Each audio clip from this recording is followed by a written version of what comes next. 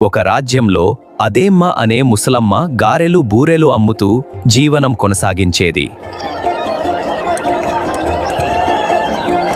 ఒకరోజు శ్రీకృష్ణదేవరాయలు మారువేషంలో నగరంలో పరిస్థితి ఎలా ఉందో చూడటానికి వచ్చాడు.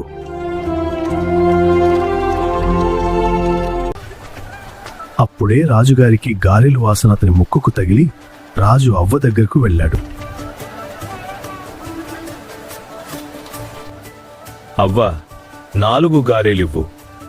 గారెలు ఇవ్వు అని అడగగానే అవ్వ గారెలు ఆకులో పెట్టి అతనికిచ్చింది.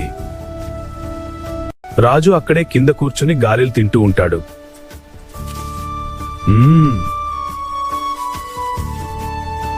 గారెలు తినగానే రాజుకు చాలా రుచిగా అనిపించి మళ్ళీ ఇంకో 4 ఇవ్వమని అడిగాడు. అవ్వ, ఇంకో 4 గారెలు ఇవ్వు.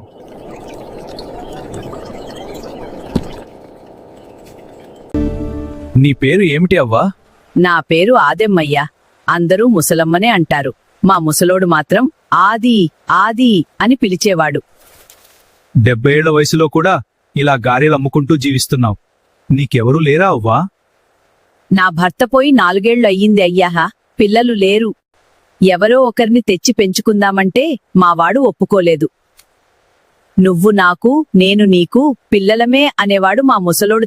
నేను చేసే గారెలు బూరేలంటే అతనికి చాలా ఇష్టం. ఒకరోజు పండగ రోజు పరమాన్నం తిని నిద్రలోనే పోయాడయ్యా. మా ముసలోడు ఎప్పుడూ నీ చేతి వంట తినాలి అంటే అదృష్టం ఉండాలే ఆది అని నన్ను పొగిడేవాడయ్యా. ఇంకో 4 గారెలు వెయ్యి అవ్వా. గారెలు బూరెలు చాలా రుచిగా ఉన్నాయి జం.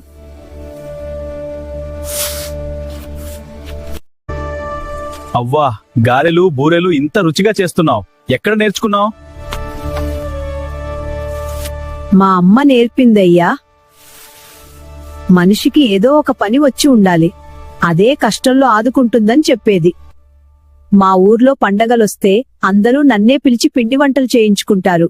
మా ముసలాడు కూడా నీ చేతి వంట తినాలంటే అదృష్టం ఉండాలి ఆది అని అనేవాడు.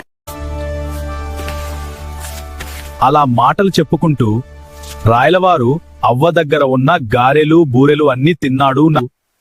నిజమే అవ్వా, నీ చేతి వంట తినాలంటే అదృష్టం ఉండాలి. నేడు నాకు ఆ అదృష్టం దొరికింది. రాయలవారు అవ్వకు డబ్బిచ్చి అక్కడి నుండి వెళ్ళిపోతాడు.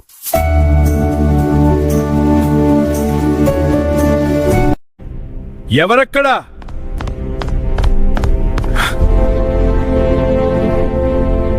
మన రాజ్యంలోని బజారులో గారెలు బూరెలమ్మే ఒక ముసలమ్మ ఉంటుంది. ఆమెను తక్షణమే తీసుకురా.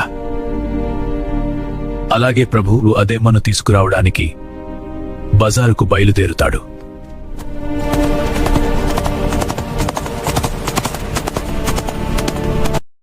రాయలవారు ఆదెమ్మను తీసుకురమ్మని చెప్పగానే భటుడు అవ్వాను తీసుకురావడానికి వచ్చాడు. అవ్వా, నిన్ను తక్షణమే తీసుకురామని రాజుగారు పంపారు. ఎందుకు నాయనా? నేను ఏ తప్పు చేయలేదు. నన్ను మన్నించమని చెప్పుకనున్నదు. నిన్న మా రాజుగారు నీ గారెలు తిన్నారంట కథ, అందుకే తీసుకురామన్నాడు. మారు అయ్యో, నిన్న నా దగ్గరకు వచ్చి గారెలు తిన్నది రాయలవారా? నాకు తెలీదు నాయనా. గారెలో కాస్త ఉప్పు ఎక్కువందేమో, బూరెలో కాస్త తీపి తక్కువైందేమో. నన్ను క్షమించమని చెప్పు నాయనా. అయ్యో అవ్వా, నిన్ను శిక్షించడానికి కాదు. నిన్న తిన్న గారెలు బూరెలు భలే రుచిగా ఉన్నాయట, అందుకే తీసుకురామన్నాడు. రాజు చెప్పినట్టుగానే భటుడు ఆదెమ్మను తీసుకుని వస్తున్నాడు. ఆదెమ్మ మనసులో కొద్దిగా భయపడుతూ వస్తుంది.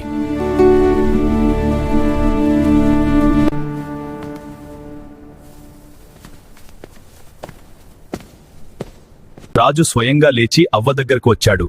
అవ్వ మాత్రం కొద్దిగా భయంతో గౌరవంగా అతని ఎదుట నిలబడింది.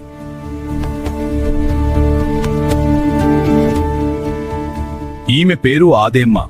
70 ఏళ్లు వచ్చినా కూడా ఈమెకు ఏ రోగం లేదు. ఎందుకంటే ఈమె చుట్టా కాల్చదు, కళ్ళు సురపానం లాంటివి తీసుకోదు. ఇంకా ఈమె తన సొంత కాళ్ల మీద బ్రతకాలనే నమ్మకంతో బజారులో గారెలు బూరెలు అమ్ముతూ జీవనం కొనసాగిస్తోంది. ఈమెకి ఒక నమ్మకం ఉంది. మనిషి ఏదైనా ఒక పనిలో నైపుణ్యం కలిగి ఉండాలి, అదే ఎప్పుడో ఒకప్పుడు మనల్ని కాపాడుతుంది అని.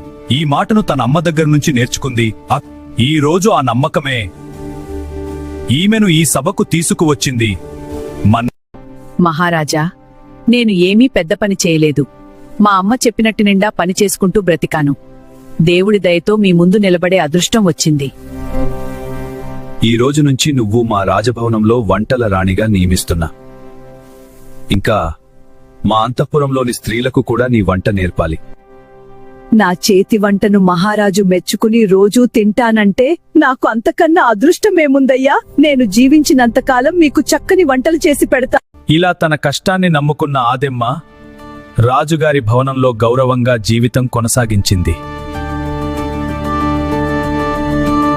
రాజభవనంలోకి వచ్చిన ఆదెమ్మ తన చేతి వంటతో అందరినీ ఆకట్టుకుంది. ఆమె చేసే ప్రతి వంటలో ప్రేమ, ఆప్యాయత కలిసిపోయి ఉండేది. అందుకే ఆ రుచికి అందరూ ముగ్ధులయ్యారు. బిడ్లారా, మనం చేసే పనిలో నైపుణ్యం ఉండి దానిని ప్రేమతో చేస్తే అది ఎప్పుడూ మనల్ని కాపాడుతుంది. ఈ కథ మీకు నచ్చితే లైక్ కొట్టి సబ్స్క్రైబ్ చేయడం మర్చిపోవద్దురా. చిన్న